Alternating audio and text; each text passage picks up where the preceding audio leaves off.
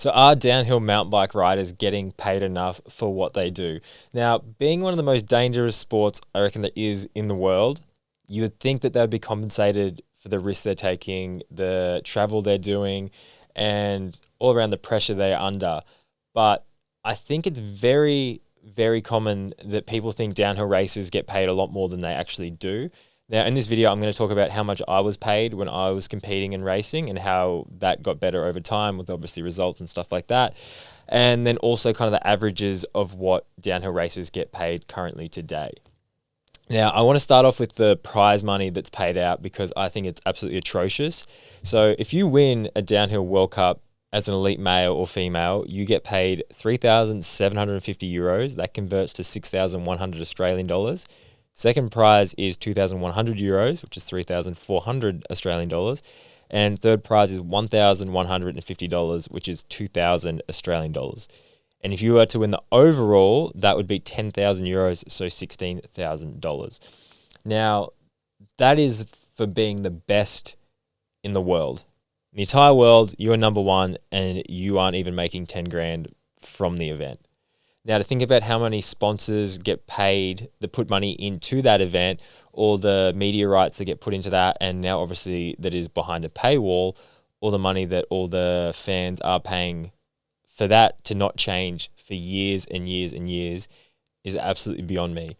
Now, when you bring this up, people say that it is not a prize money sport. It has always been that sponsors, that brands have always been the one to keep these athletes afloat and keep this going. But you think if the organisers, the TV rights, and everything else is making more money from these events, why wouldn't the actual main part of the show, the athletes, the riders, get compensated for that?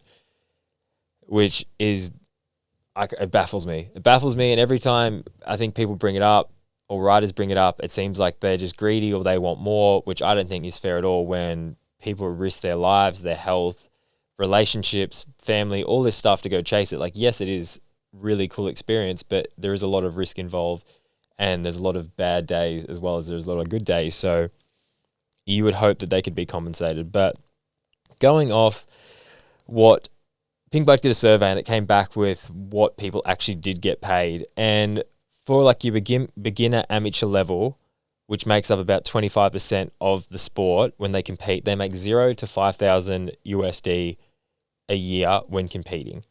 So basically nothing. When you put into the idea of that barely covers flight and accommodation for one race, plus then you obviously have equipment. A lot of the time the beginners or privateers will get a bike sponsor or a shop sponsor from whatever country they're coming from. So that does help a lot in terms of gear, parts, and damaged bikes and whatnot throughout the season.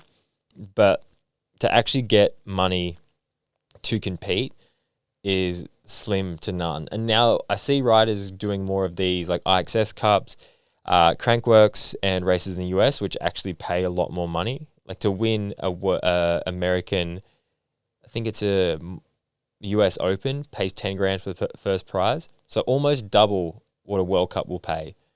And you just look at that and go, okay, well, they're doing it. They obviously are making less money than a World Cup, and they can still pay their athletes more money.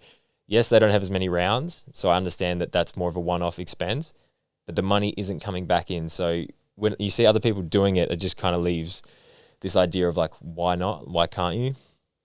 To go into the mid-level to pro riders is 10,000 to 30,000, and that's coming from normally one sponsor. You can obviously have outside sponsors to kind of make that up a little bit more. And then you jump for, I'd say top 20 to top 10 riders are anywhere from 50,000 to 100,000 plus.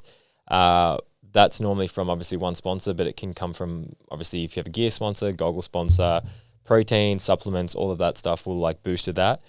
And then at the end, there's 5,000 to 1 million. Now, I would say that would be a handful of riders. Maybe the top three, I'd say someone like a Loic, Minar, and Gwyn would probably make up those numbers. I know in an interview, Gwyn said back, I think in 2018, when he added up all his sponsors, I think he was making about $1 million USD from competing. Now, at the time, he was pretty much unstoppable and was winning every single race he entered. So, and he was also American, so very marketable. And I don't know if anyone in this generation would be paid anywhere near that. I know obviously back in the day with your Sean Palmers, Miles Rockwell, those guys, there was a lot more outside sponsors with car sponsors and energy drinks and different stuff like that was pumping money in. So you could see the numbers were a lot higher. But I think I would say what most World Cup riders would be from that 30 to 100 range. And then I think there'd be a fair few probably over 100. I think probably 100 to 200 would be a sweet spot for those top 10 consistent guys. And then you've got the up-and-comers and stuff like that. So it's not that much money, really, when you're saying that you are one of the best mountain bike racers in the world and you're barely even cracking the $100,000 mark. Now, when I was competing in my first year of actually turning professional, well, I wasn't even professional. I raced in when did I race? I raced in 2012 and 13 as a privateer. I wasn't getting paid anything. I was as a junior for both those years. So I was paid nothing for those 2 years. I got some good results. I won as a junior. I ended up, I think, 5th in the overall, but I got a couple podiums, got the attention of Da Vinci, who ended up signing me for 14 and 15. Now, they signed me for $0. They paid for my accommodation, my flights, gave me 3 bikes, I think, or 2 bikes. I think I got 2 bikes that I got to keep.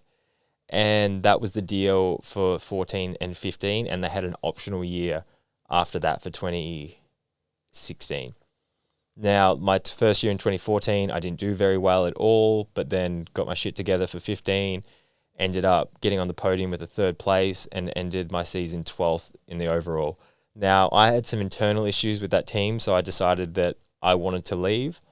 They told me that it would be breach of contract if I left because my contract wasn't up, even though I had done my 2 years. The 3rd was an optional, and they wanted me to stay on.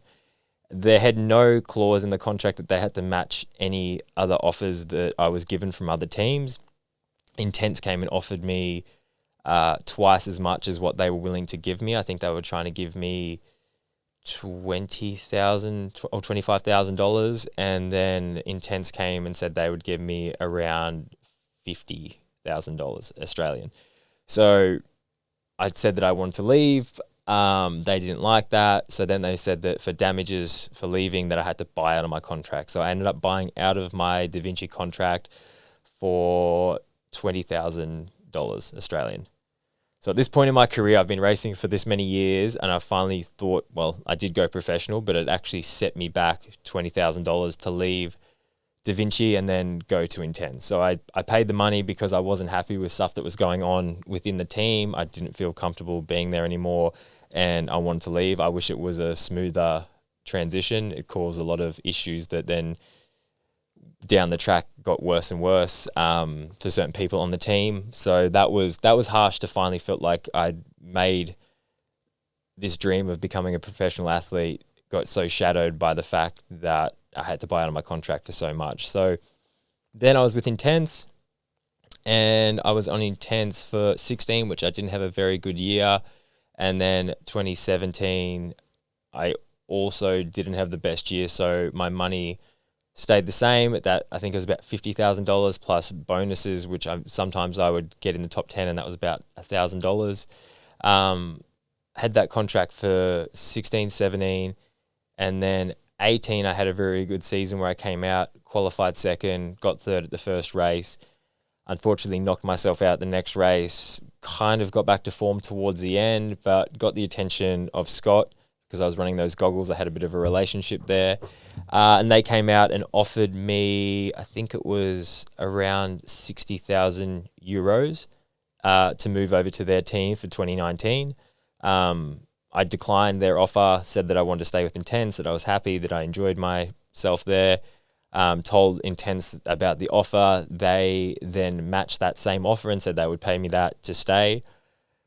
Then Scott came back to me. They offered me my own mechanic. They offered me a signature goggle, and they offered me 80,000 euro, which is about 140 Australian. So big increase from what I'd been paid previous, and also all these other things about having my own mechanic, which I really wanted for obviously being away from Australia so much. I could bring someone from home. I think that was going to help a lot, which it did. Signature Goggles was just a cool childhood dream thing, plus a little bit more support back home in terms of parts and support at home. Video opportunities to film content as well. There was a lot of different factors that led me down that path, but obviously the increase in money was a big factor as well. So that's what I was paid in 2019, managed to get top 10 in that year, which they were really happy with. Then 2020 was COVID. They ended up keeping me on the same salary because I think bike sales were going crazy. It was hard to cut people's salary. Obviously, we weren't competing or working, but they were also making more money than they had in the past. So then they kept my salary for 2020, 2021, and 2022. And then I didn't have the best season in 22, so they dropped it down to the 60,000 euros. And I was on the 60,000 euros for 2023, and that's obviously when I retired. So throughout my career, the most I was paid was the 80,000 euros, plus I got 4 bikes. So I got 2 downhill bikes, one being a world championships bike, and then 2 trail bikes, which you can say you could sell for anywhere from, I don't know, 6 to 7 grand. So 140, 50, 60, probably the most I made in a year was 2019, which was probably 170,000 plus the bonuses and stuff like that from my top 10s and my top 10 in the overall, plus some prize money from the events. So yeah, that was the most I ever made in 1 year competing, racing downhill. And that was after being in the top 10 for an overall and having consistent top 10s throughout the year. So it'd be interesting to talk to other athletes similar to me or better than, and kind of work out their price points and what they're paid. It's something in our sport that is very hidden and shut off, and everyone kind of goes off murmurs and whispers. But I think if everyone's a bit more open about what they made, it would make everyone's salary actually increase and make everything a bit more transparent. So interested to know what you thought about that, the amount of money I made over my racing career, plus what you think other people would be making, and also if you think it's fair or whether we should be paid more or less. Super interested, especially the fact you're paying to watch events now, whether you think that money should be given back to the athletes. But super interested to know, and thank you guys for watching.